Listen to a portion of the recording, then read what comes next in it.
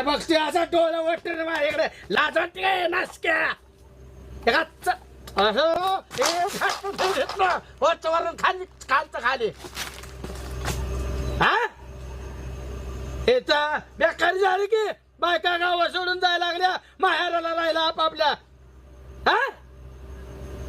चल चल तुला जम्यानला पण हेच का दाखवतोय नाचक्याला चल खा द्या माझे माझ्या